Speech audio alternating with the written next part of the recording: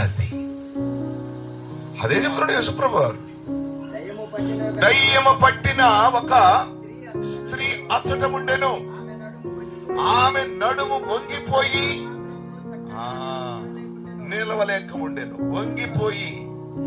వంగి ఎందుకు ఆ సాతాను ఎందుకు ఆ నడులు పట్టేశాడంటే, చాలా మంది నడులు పట్టిపోయి అంటారు కదా, అది నడులు పట్టిపోయి అంటారా, కొంతమంది వంగిపోయి నడుతూ ఉంటారు.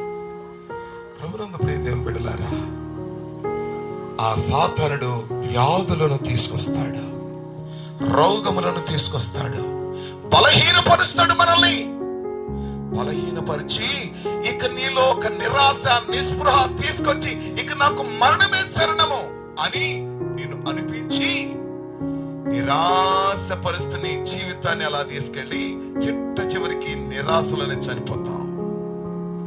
కానీ నా ప్రభు అంటున్నాడు, అలా ఉండటానికి వీలు లేదు.